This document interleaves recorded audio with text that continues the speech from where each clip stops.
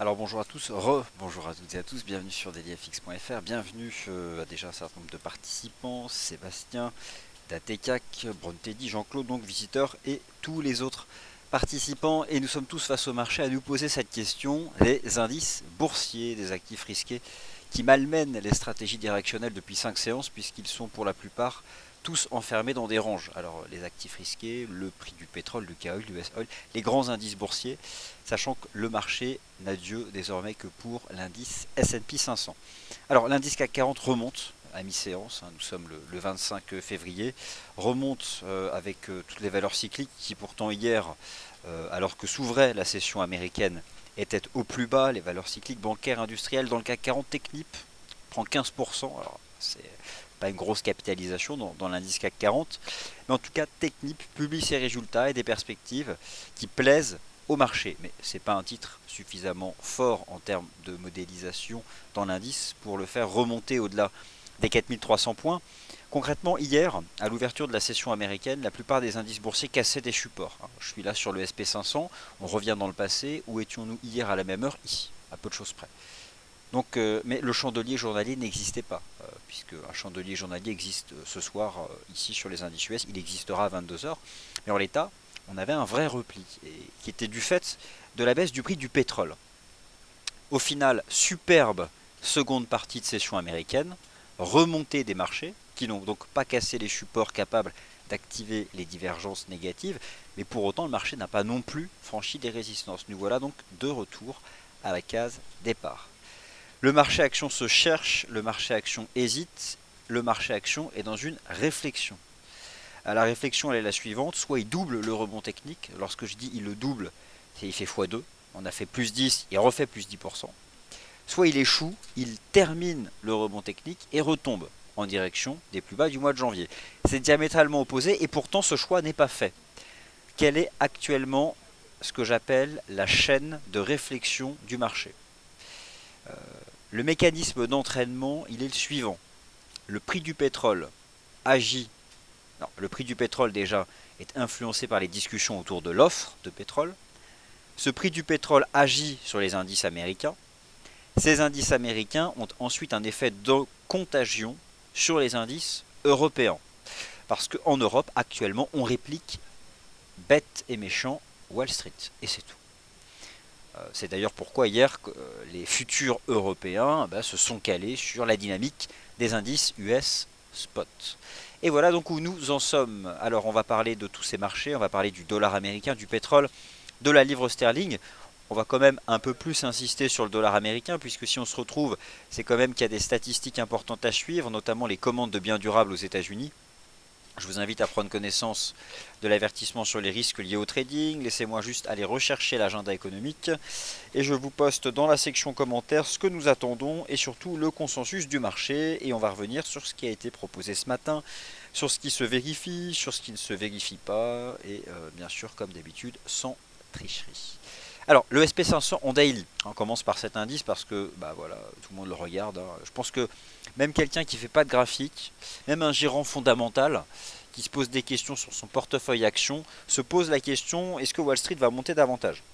Et forcément, un moment ou un autre, il va quand même demander à l'un de ses assistants, est-ce que tu peux aller regarder le graphique du S&P 500, parce qu'ils n'ont pas forcément des analyses techniques maison.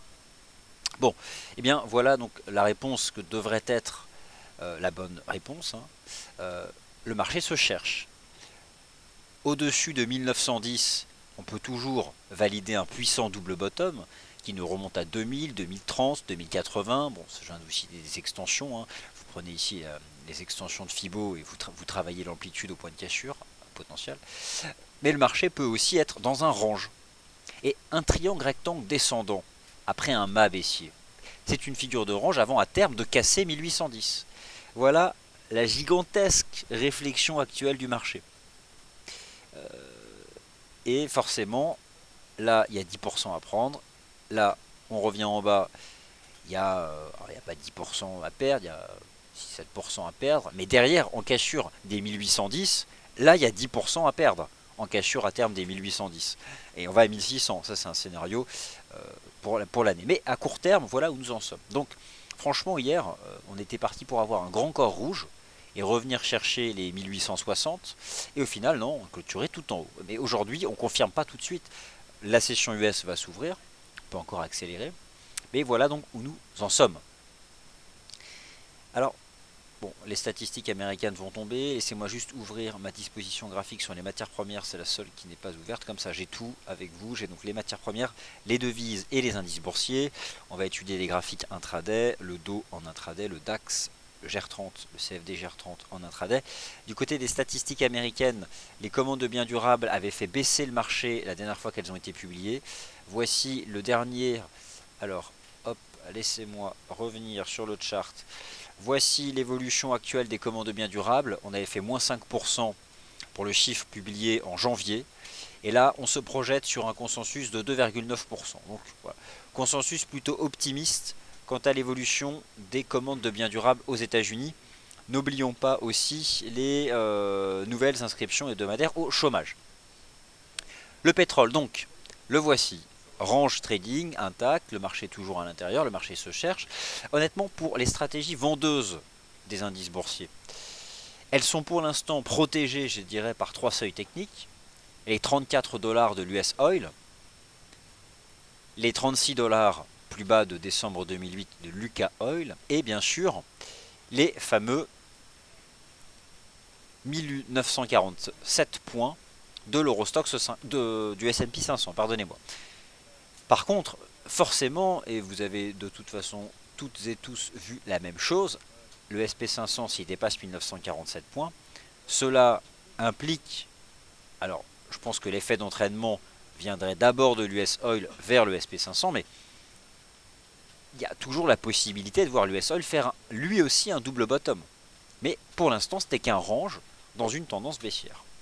Alors c'est franchement pas évident parce que cette période de réflexion, la transition latérale avant de chuter en 2016 à 1600, ou le puissant double bottom avant de remonter à 2080 et au final peut-être de passer l'année dans ce range, c'est pas la même prévision boursière et derrière il n'y a pas les mêmes conséquences en termes de stratégie de trading. Donc on est malheureusement bien obligé d'attendre la résolution d'un petit range compris entre 1910 et 1946. Alors j'attendais le choix du marché lundi, je ne l'ai pas eu, mardi non plus. Hier je pensais bien l'avoir et au final à 22h, comme quoi, comme le rappelait Philirix, il faut attendre 22h parce que c'est la clôture des marchés spot. Eh bien en Europe la clôture spot elle était sous les supports et pas les futurs, eux ils sont remontés avec Wall Street. Le DAX en intraday, qu'en est-il? La semaine elle est baissière, on a commencé là. Donc la semaine a commencé le 22 février. On a commencé, techniquement parlant, la semaine avec un signal de vente sur le DAX. Pourquoi? En l'état, un piège haussier, c'est un signal de vente. On tente de dépasser ici les sommets du 18 février, mais le marché échoue, construit d'ailleurs une compression, sort par le bas ici, à la faveur donc de ce grand corps négatif, et depuis enchaîne les signaux techniques négatifs. Cassure du support à 94,60, petit range, cassure des 93,99, cassure de la ligne de tendance haussière portant le rebond depuis le 11 février. Alors j'avais proposé un certain nombre d'objectifs, 92,00, 91,36, 90,78, 1 ok, 2 ok, et le troisième pas atteint. Donc je le laisse en pointillé. Le marché se reprend maintenant.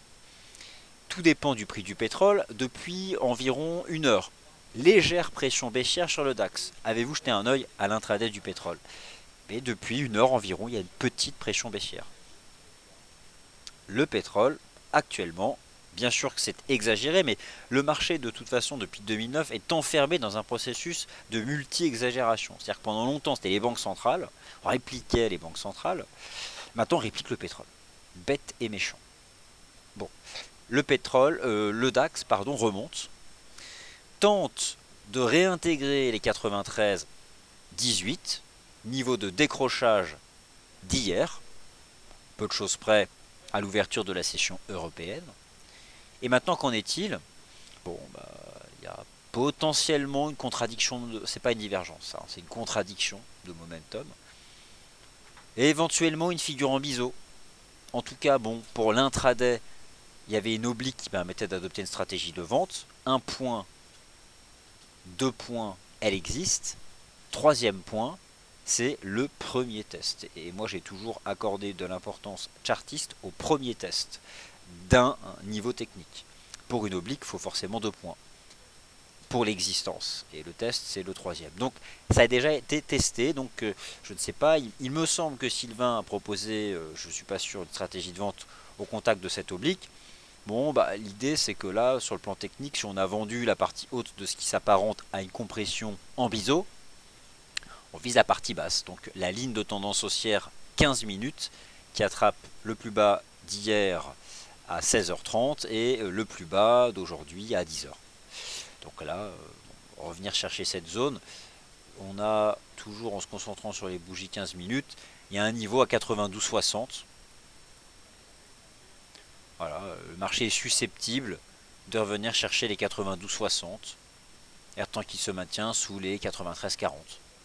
Mais honnêtement, il n'y a pas une... vous êtes d'accord avec moi pour dire que bon là, pourtant on est sur des chandeliers 15 minutes, on n'est clairement pas dans une situation de volatilité excessive. Bon, voilà, ça c'est le topo que je peux faire sur les indices boursiers. Moi j'attends, comme vous, le SP500. Maintenant le dos. Alors le dos, hier, on avait une structure en biseau. À peu de choses près, on est revenu à la base du wedge, donc c'est l'objectif théorique, mais on ne l'a pas fait précisément. Là, vous avez aussi, comme sur le SP500, un test, deux tests, donc double test et ligne de coup pour un potentiel double bottom, double creux à 16 509. Bon, ben, le marché, une figure de creux pour l'activer, il faut une vraie séance haussière. Il faut une volonté de retourner un marché baissier. Le marché, pour l'instant, même s'il y a des figures de creux en devenir, n'a pas montré sa volonté de retourner la tendance baissière en place depuis le début de l'année. Il se cherche, il hésite aux États-Unis, il hésite en Europe, mais ne parvient pas encore à réaliser pour quitter ce canal de baisse, qui est quand même un canal de baisse qui rassemble un certain nombre de facteurs fondamentaux baissiers. Dans ce canal de baisse de l'Eurostoxx 50, il y a ici la déception vis-à-vis de la BCE. Vous avez depuis le début de l'année le prix du pétrole, la Chine, l'inquiétude sur la situation capitale du secteur bancaire, le ralentissement de la croissance économique mondiale, des doutes quant à la capacité de l'économie américaine à vraiment atteindre les objectifs de croissance économique établis par les économistes fin 2015. Donc dans toute cette phase baissière, il y a tous ces facteurs fondamentaux. Et derrière, on tente d'en sortir par le haut, mais il faut de la conviction, des capitaux, une vraie séance d'accélération, et bon, la perspective, ça pourrait être la BCE le 10 mars. Donc voilà où en sont ces indices en swing. Bon, on se concentre sur les charts intraday, on a cette compression sur le DAX, c'est pas non plus transcendantal. Alors, qu'est-ce qu'on peut envisager sur l'US 30? Alors, tout de suite, hein, on va pas s'enfermer dans une structure épaule, tête-épaule. Hein. Je vais pas forcer le chartisme. On a cette oblique, ok. Éventuellement, une structure en porte-voix, mais qui représenterait bien actuellement l'incertitude du marché. Et dans une phase de volatilité, un marché qui se cherche, qui réfléchit, dans une phase technique neutre, et en plus avec peut-être ce qui pourrait être la pire des figures chartistes neutres, la figure en porte-voix. C'est la pire. Elle est presque intradable, cette figure chartiste. Alors potentiellement, voilà, ce serait cette figure en porte-voix sur l'US 30 qui viendrait un peu résumer dans quelle incertitude actuelle sur le plan technique se situent la plupart des indices boursiers. Voilà, moi c'est ce que je peux vous proposer là sur les indices boursiers. Je sais que c'est pas assez tranchant et tout, pourtant c'est un état de fait, le marché attend. Je la garde quand même en tête, cette structure en porte-voix sur le Dow Jones, parce que bon, elle illustre bien cette vol. Allez, on passe sur le FX et les commandes de biens durables qui sont donc tombées et qui sont solides, superbes commandes de biens durables aux États-Unis. Alors, on va chercher le dollar américain, puis on parlera bien sûr de la livre sterling, je n'y manquerai pas. Mais tout d'abord, le dollar américain, alors, il n'y a pas d'accélération. Pourtant, les statistiques, alors, attention, elles sont bonnes, oui et non. Elles sont bonnes du côté des commandes de biens durables. Reprise en janvier des commandes de biens durables. Croissance en rythme mensuel de 4,9%. Par contre, il y a davantage de nouvelles inscriptions hebdomadaires au chômage.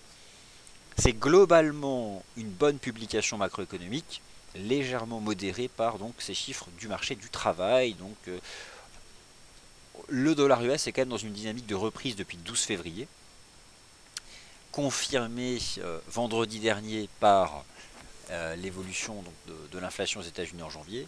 Bon là, le dollar US remonte, c'est pas non plus transcendantal. Tour d'horizon des paires majeures. L'euro-dollar, comme ce matin, on est dans un bas de canal, on réagit, mais j'ai peur de la chute, j'ai peur de la vente, enfin j'ai peur. Je crains la cassure du fait de la BCE. Après, on en parle beaucoup l'euro-dollar depuis le début de la semaine. Vous savez que je me suis grillé les ailes sur un scénario à indice 80, donc je n'y reviens pas au niveau actuel des cours. Je vois un risque de cassure. Donc c'est un canal, il y a une confluence d'éléments de chartistes de soutien, je vous l'accorde, mais moi je ne préfère pas être de ces scénarios de rebond. Du fait de la BCE à venir, j'ai le sentiment qu'on pourrait revenir chercher la base du précédent range, c'était 1,08, 1,0850. Donc je n'y suis pas. Le câble. Alors le câble. Un peu de hauteur. Données journalières. 1, 2, 3 séances consécutives de baisse. La séance d'aujourd'hui ne représente pas grand chose. À vrai dire, on retrace une partie de la baisse d'hier. Mais le marché se maintient toujours sous la première résistance swing. C'est-à-dire que c'est 1,41, 1,4050. 1,41, 1,4050, en dessous de laquelle je continue de viser 1,38 et 1,35 à moyen terme. Alors dès lors que c'est une position de moyen long terme, la seule façon de tenir une position de moyen long terme, donc plusieurs semaines, plusieurs mois, pour viser des objectifs qui sont loin, c'est de limiter le volume. Il n'y a pas le choix. Parce qu'avec un fort effet de levier, c'est intenable. Si on fait des reprises techniques de plusieurs dizaines voire centaines de pips sur les paires en GBP, GBP Yen, ils peuvent faire 200 pips de hausse de rebond technique en intraday. C'est pas un problème pour lui, puisque son espérance de baisse à terme, c'est bien plus que plusieurs centaines de pips. Donc pour tenir des positions de moyen terme sur le FX, on est presque obligé d'y aller sans effet de levier. Alors c'est quoi sans effet de levier? Je dis un chiffre au hasard, mais j'ai 50 000 sur mon compte, ou j'ai 50 000 sur mon compte, voilà. La position sans effet de levier, c'est celle qui vaut 50 000. Voilà, elle correspond au capital de trading. Et dans ce cas-là, c'est une position sans effet de levier. Et ces positions sans effet de levier, neutralisant le risque financier du fait du volume de la position, de ce qu'elle représente, ça permet de tenir dans la durée. Donc, le GBP USD, c'est baissier swing sous cette zone, 1,40, 50, 1,41. Ok, bon, ça c'est le daily. Maintenant, l'intraday, bon, écoutez, ça reste quand même baissier. Alors, ce matin, il y avait une toute première résistance à 1,3963. Le marché tente de la reprendre. Là, le chandelier horaire a tendance à presque venir annuler la tentative de cassure. Alors on verra, mais ça reste quand même sacrément baissier. D'ailleurs, je me demande si on n'est pas en train de faire quelque chose qui s'apparenterait à un drapeau. Bon, peut-être qu'on aurait ce type de figure. Ce type de figure sur le GBP USD en horaire. Alors là, on a quand même le dollar US qui se renforce. Le dollar US qui se renforce avec quand même des statistiques qui sont solides. Donc on peut avoir éventuellement cette hypothèse. Après, on a un chandelier de cassure. Moi, je demande confirmation. Je crains toujours la baisse du GBP USD, fermement baissier de toute façon, jusqu'à 1,38 et jusqu'à 1,35 même. Donc l'euro dollar, je n'achète pas. Le GBP USD, c'est la baisse. L'USD Yen, alors l'USD Yen tente de remonter, se mettre en données 4 heures. Il se cherche au moins autant que les indices boursiers. Bon, il est revenu taper les points bas du 11 février. En données 4 heures, le momentum ne me suggère rien de précis. Cette ligne de tendance est malmenée. Très bien. Elle n'existe plus. Je vais juste en tracer une qui attrape les sommets les plus saillants. Ça fait partie des stratégies de moyen long terme, donc là aussi il faut arriver à... On tente là de reprendre ce niveau. En cours de clôture, c'était 112,45. Et franchement, il n'y a pas d'accélération monstrueuse. 112,45 pour le niveau. On voit que c'est un niveau qui a une certaine importance pivot hein, sur le plan horizontal. Je reste, moi, de toute façon, complètement baissier sur l'USD Yen. Peut-être peut-on utiliser cette ligne de tendance pour une stratégie de vente. Je dois avouer qu'à court terme, c'est pas évident. Mais à chaque fois, j'en reviens à ce graphique de moyen long terme. Et alors là, bon, on voit le potentiel technique de baisse. Bon, le dollar US remonte légèrement. Le GBP USD tente d'annuler le chandelier horaire dernier qui a vu une cassure des 1,3960. Le NZD USD range trading, donc on a tenu 0,66. On devrait pouvoir remonter vers 0,67, 0,6720, mais ça reste un range. L'AUD USD, c'est le chaos chartiste, mais ça monte. Ça monte, mais d'une façon difficile. Tellement volatile que les cassures ne fonctionnent pas bien, les stratégies d'achat sur cassure. Alors mieux vaut les supports. Nouvelle tentative aujourd'hui de dépasser cette oblique de résistance. Et franchement, c'est difficile là ce qu'il fait. À moins d'avoir vraiment le stop large sous 0,71 et de laisser la chance au marché. Après, on vaut 0,72, un stop sous 0,71 pour virer 73, pour viser 73. C'est pas réellement dans les cordes du rendement risque, donc c'est plutôt compliqué. Alors le GBP Yen teste une ligne de résistance. Il n'y a pas de div là, c'est pas une divergence ça, puisqu'on ne fait pas de nouveau plus bas. Il y a deux possibilités sur le GBP Yen, et j'ai pas la réponse. Donc, mais il y a deux possibilités. La première, on est juste en train de faire une remontée en drapeau, et là faut shorter. Sous l'oblique. C'est la première oblique de résistance. On peut avoir cette hypothèse sur le GBP Yen. Et donc là on serait vraiment dans une configuration technique de vente. La première résistance swing, c'est 159,80, 160. Le GBP Yen a quand même enchaîné 1, 2, 3, 4, 5, 6, 7 séances consécutives de baisse. À un moment ou à un autre, est-ce qu'une grande bleue ne peut pas venir retracer ces 7 séances consécutives de baisse? Qu'est-ce qu'on a fait par le passé? 1, 2, 3, 4, 5, 6, 7, 8 séances consécutives de baisse, 2 jours de rebond technique. Là, on n'a pas encore le chandelier des 1, mais à un moment ou à un autre, ici, il avait fait le pullback à 166, qui était la résistance des 1. Ça me paraît peut-être un peu ambitieux d'envisager à nouveau le pullback à 159,80, 160, mais c'est de l'ordre du possible, surtout après avoir enchaîné autant de séances de baisse. La réponse viendra de cette ligne de tendance, qui est propre, et le marché vient de vous le prouver, puisque 1 point, 2 points, elle existe, et là, elle agit en première intention, déjà de 50 pips à la baisse. Donc c'est tout. Si le marché... alors, pour l'instant, c'est tout ce qu'on sait. Pour ceux qui veulent adopter une stratégie de vente, c'est juste au-dessus de l'oblique chartiste. Donc on vient de tester la partie haute à 157,47, donc c'est 157,55, 157,60. Parce que si on accélère, c'est pour faire le pullback à 159.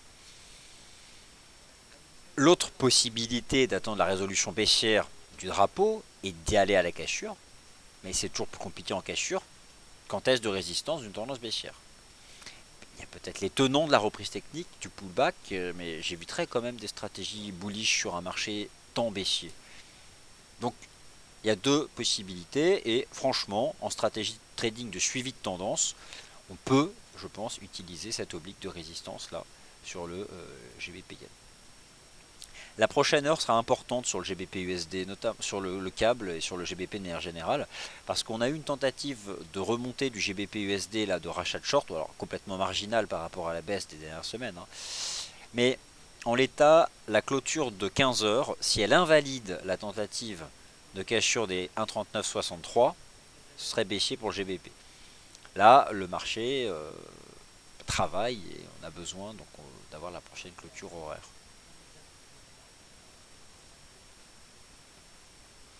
Bon, l'US dollar index c'est pas transcendantal. NZD-USD, AUD-USD, ça tente de remonter. On va regarder les matières premières et je vais répondre à vos questions. Le pétrole, bon, n'a pas franchi de résistance. Donc, et de toute façon, ne bouge pas réellement depuis tout à l'heure. On va quand même passer en intraday sur l'US Oil. Voilà, alors pourquoi est-ce que le DAX recule là depuis depuis une heure environ? Écoutez, ça a été le chandelier légèrement baissé sur le prix du pétrole. Voilà ce qu'on a, potentiellement en chartisme. Voilà, donc le pétrole, on a en effet potentiellement une espèce de structure comme ça, donc en porte-voix.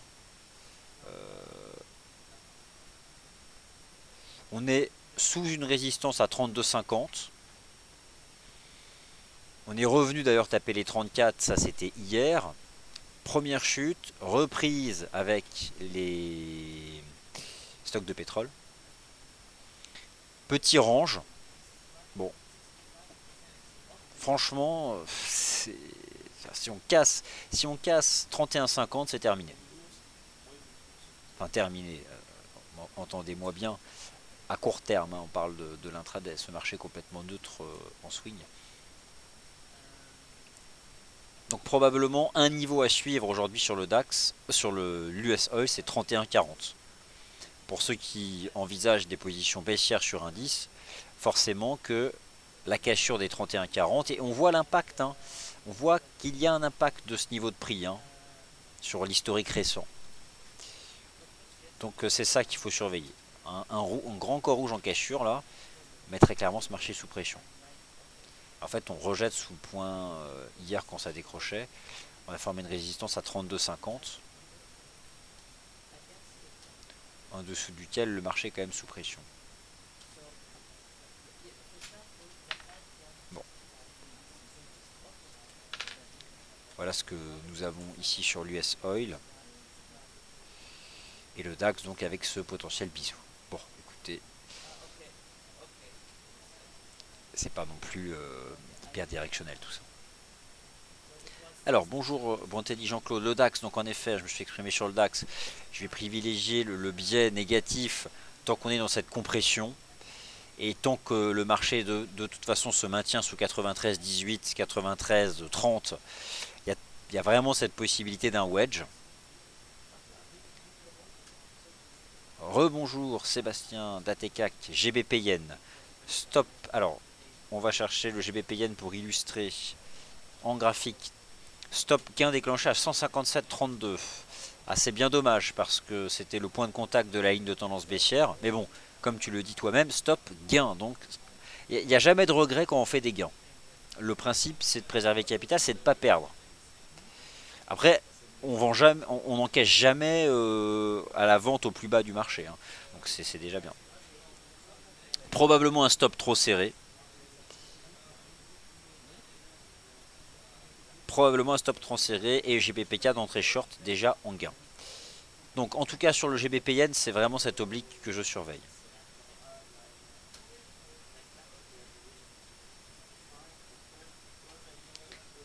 Alors peut-on viser, bonjour Martial, peut-on viser 1800-700 points à moyen terme sur le DAX? Alors, à moyen terme, oui. J'aurais tendance à dire qu'on peut viser le plus bas d'octobre 2014. Donc 8350. Et en cours de clôture, c'était 8800. Donc oui, ça fait partie des targets à envisager à moyen terme. Donc cette année quoi.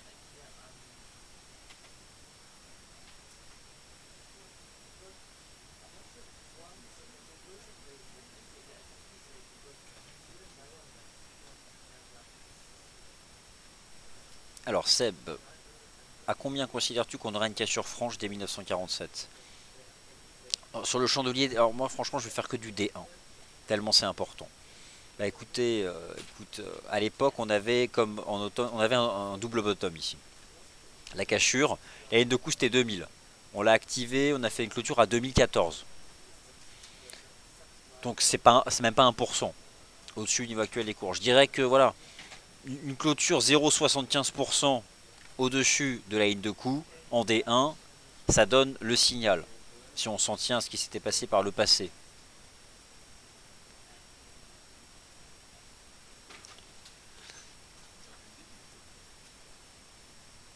Donc, ce qui là nous donnerait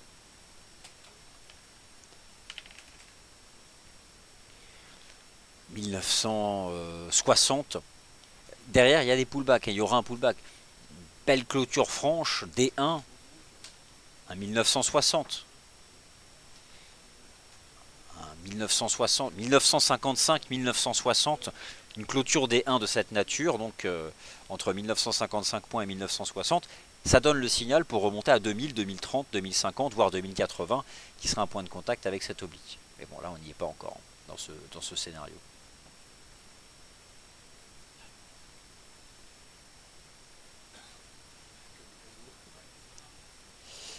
Alors oui, on est vraiment des moutons en Europe, hein. Actuellement, nous sommes des moutons en Europe. C'est-à-dire que on se laisse même plus influencer par Shanghai. Alors que c'était quand même le cas lorsque le marché ne parlait que de Shanghai, de la Chine. Maintenant, on va parler des banques, maintenant le prix du pétrole, les discussions des pays membres de l'OPEP, qui une semaine annoncent trouver un accord pour geler la production, mais qui 2 jours plus tard, chaque État membre y va de son égoïsme en disant mais c'est pas sérieux, c'est ridicule. Avant de penser à geler l'offre, nous, on veut des parts de marché. Mais ils veulent tous des parts de marché de toute façon. Il n'y a aucune solidarité de toute façon. Non, ça fait longtemps que la baisse du prix aurait été freinée.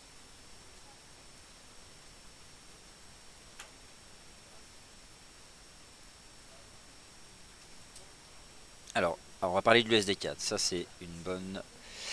Alors, bonne chose, bonne question. Donc, le GBPN, voilà, moi j'ai cette ligne de tendance que je surveille. Alors l'USD4 il attaque le niveau, il attaque un niveau important. C'est tellement important que moi je vais regarder le D1. On le travaille. C'est certain que si on brise, alors briser c'est quoi? C'est casser un 36-40, c'est briser une ligne de tendance. Alors elle est weekly donc c'est important. C'est revenir derrière à un 34-50. Un scénario comme celui-ci sur l'USD4, c'est un net renforcement du prix du pétrole. Forcément, cela verrait le pétrole casser des grosses résistances. On travaille le niveau. C'est là, regardez le chandelier D1, c'est vraiment difficile de prendre, faire un choix. On travaille le niveau, même en H4, regardez, on le travaille, il n'y a pas d'accélération non plus.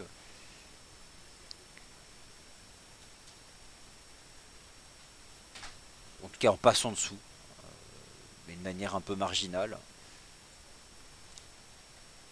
Le GBPK, lui, c'est en effet une superbe stratégie, hein, comme le dit, comme le rappelle Seb, depuis la cassure de cette belle ligne de tendance. Ça, c'est du weekly. Bon, là, le GBPK, il est attiré par les 1,8653. Un gros niveau horizontal. Cible théorique, en plus du magnifique double top à 2,010. Lorsque le marché a cassé la ligne de coup à 1,97. Bon, le GBPK, vraiment belle stratégie de vente du GBP jusqu'à 1,86. Tout à fait envisageable. GBP USD, GBP Yen, USD Yen.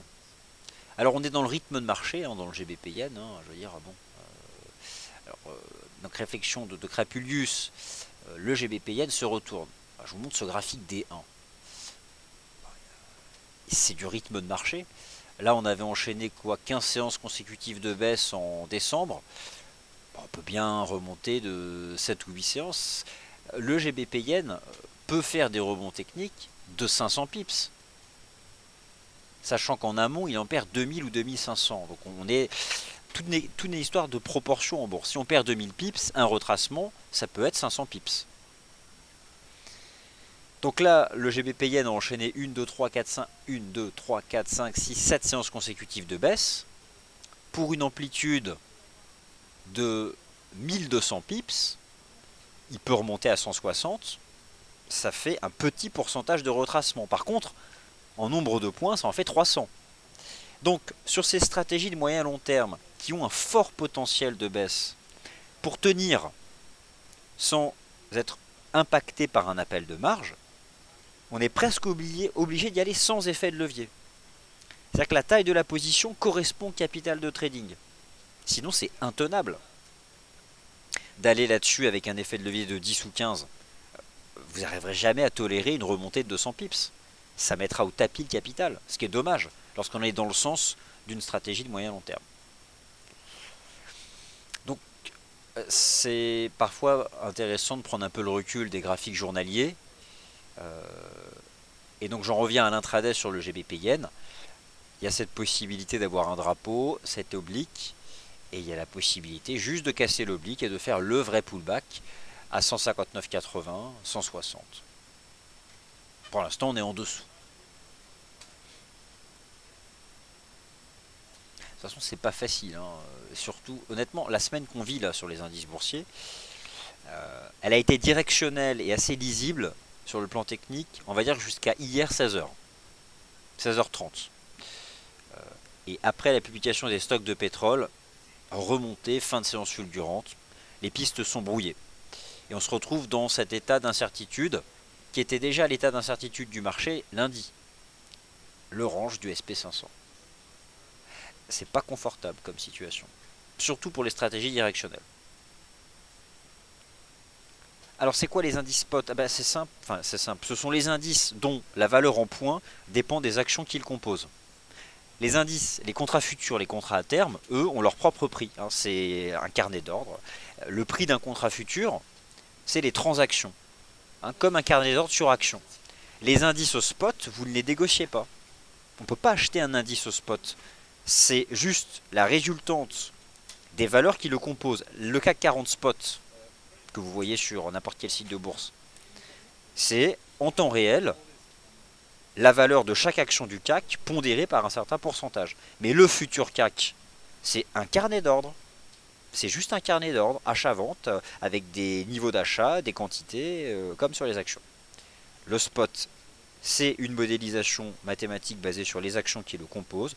Le futur, c'est un marché à part, un actif qu'on peut acheter et vendre. Donc ce sont deux choses très différentes, qui sont corrélées, avec un spread qui est variable. Alors, USD Yen, on va être précis avec ce poste précis de Sébastien d'ATCAC. On va chercher l'USD Yen. Alors l'USD Yen, rebond des indices depuis les supports majeurs, on est d'accord. On est d'accord. Effet projection BCE, on est d'accord. Le marché se projette sur la BCE, voilà, le fameux 10 mars prochain.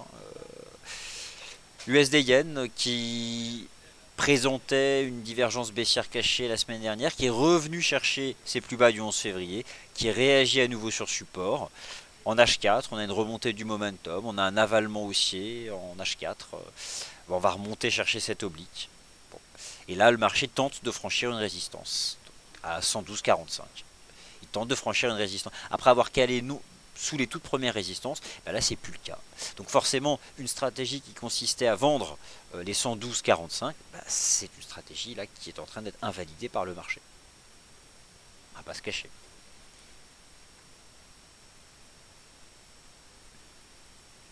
Le problème actuellement avec les marchés volatiles comme ils sont, c'est qu'il suffit qu'un pays membre de l'OPEP prenne la parole ou qu'un membre de banque centrale viennent donner des détails sur ce que pourrait faire la BCE le 10 mars prochain, et ça vous crée de la vol dans tous les sens. Et la vol dans tous les sens, c'est par exemple sur l'Eurostoxx 50, c'est ça. Voilà, au final, ça vous donne ce type de chandelier. Où, à mi-séance, on casse tout, et en clôture, on se retrouve tout en haut. On pense là qu'on a un signal, et en fait, non, retour à case départ. Parce qu'au final, on est bien revenu à la case départ, on est revenu au niveau de clôture de la veille. Et là, on est où? On est au niveau de clôture de lundi. Donc, on est au même endroit. On n'a pas bougé. Au final, le marché n'a pas bougé. L'Eurostoxx 50, il est neutre entre 2840 et 2950. Le S&P 500, il est neutre entre 1910 et 1950. Et le CAC, il est neutre entre 4100 et 4300. Donc c'est ni haussier ni baissier. Voilà, ça c'est le range qu'on a sur le CAC. 4100, 4003. Et ce range n'est que le reflet de celui du SP500. Voilà. Donc, c'est compliqué. Je pense que les tenants du rebond sont actuellement loin d'être assurés. Et les tenants de la tendance baissière de moyen terme sont aussi loin d'être rassurés. Et donc dans ce range, vous avez les deux camps. Les défenseurs du rebond technique, qui visent 4500 sur le CAC, et les défenseurs de la tendance de fond, et qui attendent la cassure des 4100. Et à l'intérieur de ça, c'est l'équilibre des forces, c'est la volatilité, et c'est tout au long de la journée, eh bien, des espoirs, un moment déçu, un moment satisfait. Au final, on ne devrait même pas tomber dans les émotions ou les espoirs, juste factuels, et se contenter de voir les niveaux de clôture par rapport au niveau de prix, quoi. Parce que sinon, ça crée du stress. Alors, l'US Oil. Et le stress, c'est pas tolérable lorsqu'on trade. L'US Oil en H1 et en H4. Donc, on a cette ligne de tendance, pour l'instant, que le marché tient, en effet. Faut la suivre. C'est l'ultime compression, en effet. Voilà, ce que montre Sylvain. On a cette ligne de tendance sur l'US Oil. On a le point de rejet hier à 32,50. On est complètement comprimé entre 31,40 et 32,50. Et l'US Oil doit sortir de ça. Lui aussi doit sortir de cette réflexion technique pour qu'on puisse y voir clair.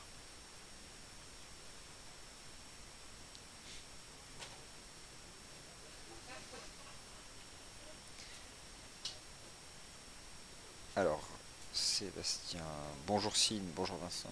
Alors, le GBP Yen, je vais regarder la MM20. En tout cas, là, ça remonte bien les paires en Yen. Alors, la MM20.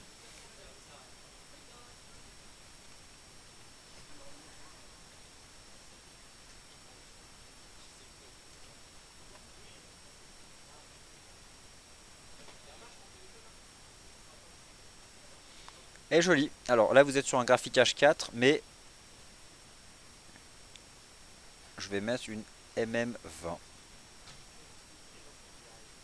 Ah non, la MM20 en H4, pas la MM journalière. Alors, en H4.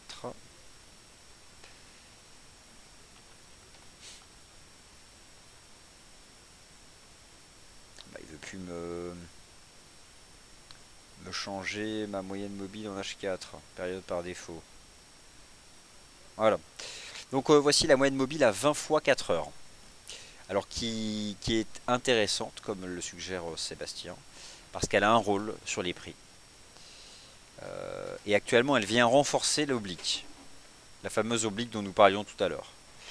Mais là, le marché tente quand même de remonter. En tout cas, c'est un point.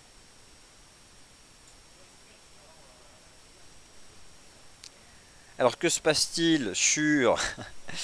que se passe-t-il sur... Alors, on va parler de l'euro-dollar Carpelius. Que se passe-t-il sur l'US Oil, me demande-t-on. Il se passe de la vol. Voilà ce qui se passe. Pas grand-chose, là. On a tenté d'accélérer, puis on retombe dans une petite figure d'élargissement, sous les 32,40, mais au-dessus d'une ligne de tendance haussière. Donc là, on est comprimé de partout, et dans cette compression, on fait une figure élargie. Alors, il n'y a rien de pire. Déjà, la compression, c'est incertain, parce que on est prêt à exploser en volatilité, mais on ne sait pas dans quel sens. Mais si en plus, cette compression, c'est une figure élargie, mes amis, le chartisme ne va pas nous aider à ce moment-là. Parce que c'est la pire des figures. C'est comme sur le Dow Jones. Voilà ce qu'on a comme figure, c'est sacrément pas évident. Et le DAX qui tente de remonter, donc, et alors là pour le coup, s'il sort par le haut de cette compression, bon bah la stratégie de vente du point, là c'est terminé quoi. Mais on va voir.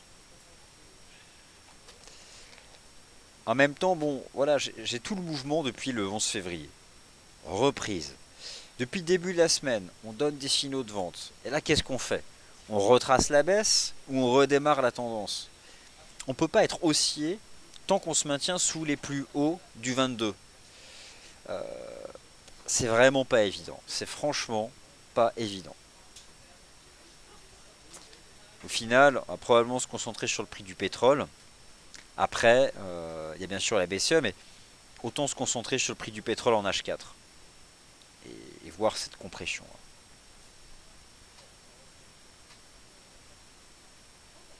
Euro GBP.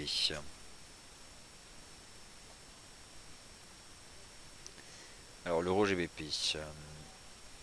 Ah oui, on peut éventuellement envisager l'amorce d'une div en D1. Ce qui est certain, l'euro GBP a donné un signal d'achat le 22 février. Il a dépassé 0,7820, il a fait 0,7928. Là, on peut envisager un pullback sur 0,7820. C'est tout à fait envisageable. Donc je ne parlerai pas de div, mais d'un mouvement qui est construit comme il l'est d'ailleurs depuis début décembre, hein. Il y a souvent des mouvements de retour, des retours dans le bas de canal, des retours sur support. En H4, ça nous donne quoi? Oui, en H4, j'ai quand même le sentiment qu'on serait parti pour revenir tester 0,7820, 0,7850. Il y a une remontée de la livre sterling, il y a une faiblesse de l'euro. Peut-être qu'on rentre en effet dans la sphère d'influence de la BCE. Voilà. Et même le GBP USD, moi fondamentalement je suis complètement baissier dessus et je pense qu'on a une ultime magnifique résistance swing à 1,41. Je n'envisage pas une remontée du câble au-dessus d'un 41. Ce serait le point de vente superbe pour moi. Et à court terme, ces deux chandeliers H1, ils disent le contraire. Là on cache une résistance et là on l'avale. Qu'est-ce que vous voulez faire? Ça reste quand même faible le GBP USD.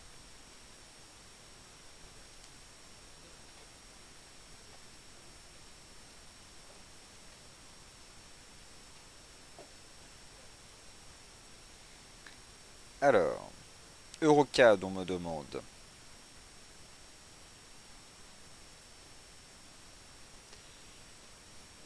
Le SP500, ben voilà, tranquillement, ce SP500, ça pousse à l'ouverture de la session américaine. Et 9h03 dans les salles sur la côte Est aux États-Unis. Donc ça pousse. Ah, je sais pas ça. L'Eurocad.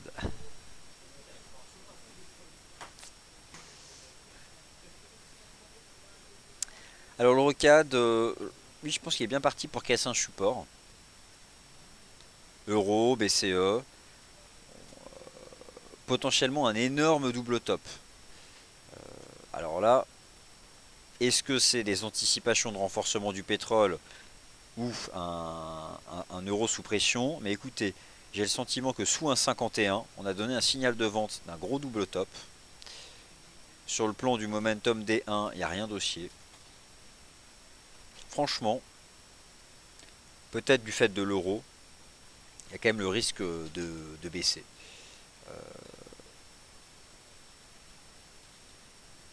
1,5110 pour gérer son risque. Et qu'est-ce qu'on peut viser sur l'Eurocad? Bah écoutez, on a tout un tas de niveaux horizontaux qui représentent la montée depuis le 3 décembre. Il y a bien sûr les 1,50 qu'on est en train d'enfoncer. Et après, bah, il y a tous ces niveaux horizontaux, hein. Je ne sais pas jusqu'où ce marché peut aller, mais en tout cas 1,5110, le sommet du précédent chandelier H4, permet de gérer son risque. Et là, il y a potentiellement un signal de trading vendeur qui est ce grand corps H4 qui active un grand double top. Là, il y a une remontée hein, du CAD. Remontée du CAD qui est due au pétrole. Le pétrole qui est encore soutenu par cette ligne de tendance haussière, mais qui ne casse pas pourtant les 34. Le vrai niveau pour un pétrole qui s'enflamme, c'est casser à la hausse 34. Parce qu'on aurait le gros double bottom. Mais là, voilà dans quoi on est, hein.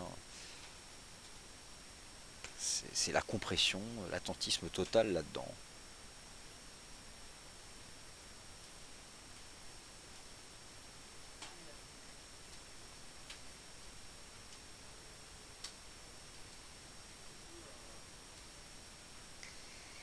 Euro dollar au final. Alors, euro dollar au final, moi je crains la baisse. mais pour la BCE. En fait, c'est l'euro surtout. Je me méfie beaucoup de l'euro-dollar. On pourrait revenir à un 0,9, voire un 0,850. On n'a pas donné le signal, mais je me méfie beaucoup. Je n'accorde plus ma confiance au canal. Après, je me trompe peut-être, on verra. GBP NZD. Alors, rebaissé baissier, hein, sans surprise. En D1, c'est propre en plus. En H4, a été sorti par le bas hier d'une petite compression. Il n'y a pas de div nulle part. Il y a une nouvelle résistance horizontale à 2,10. Alors, on a brisé les 2,10 qui était une cible en cassure des 2,14. Aucune div, rien. On a ce canal. L'idée c'est de revenir maintenant à 2,05.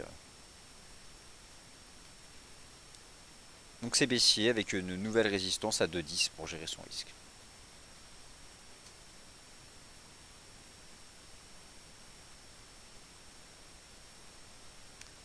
Alors Seb, la résistance swing sur l'USD Yen si on a shorté à 117.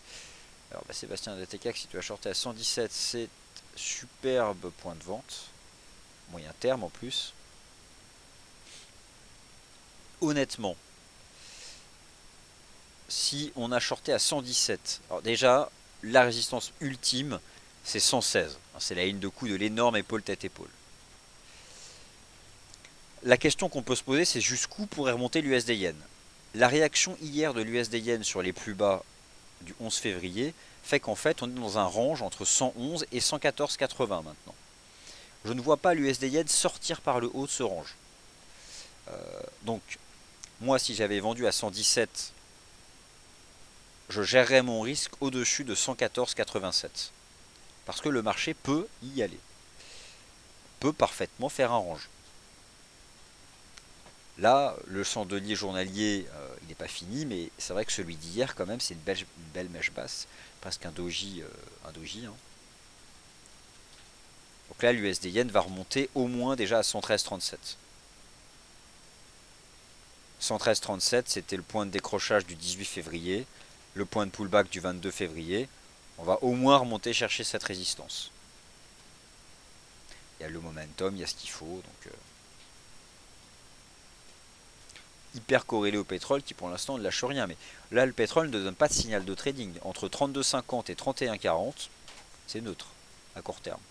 On casse 31,40, c'est franchement baissier. On dépasse 32,50, ce sera un signal positif.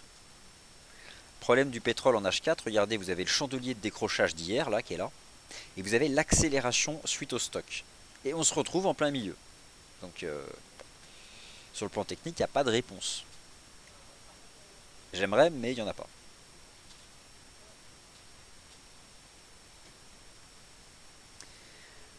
Allez, je pense qu'on a tout dit, hein, on va pas continuer, là ce serait tricoté. Donc on va continuer de constater l'impact de l'ouverture de la session US sur tous ces marchés, notamment sur l'US Oil. Probablement le graphique, même si vous ne tradez pas le pétrole, à avoir toujours sous les yeux en intraday. Ça fait 53 minutes que nous sommes ensemble, merci d'avoir posé des questions, d'avoir participé. Le prochain point de marché, c'est la closing bell à 17h30. Et donc je vous rappelle que demain, les émissions habituelles n'ont pas lieu puisque c'est la journée de conférence en ligne. Et j'aurai le plaisir à partir de 9h de recevoir Antoine Quesada. Antoine Quesada de Boursier Assistance, que vous connaissez peut-être. Un ponte de l'analyse technique, hyper carré, une énorme connaissance théorique en analyse technique. Antoine Quesada, il viendra nous expliquer comment il trade. Merci à tous et ce sera l'ouverture de la conférence en ligne. Merci à toutes et à tous et donc je serai demain avec tous les participants, donc on aura l'occasion à nouveau de parler des marchés. À demain.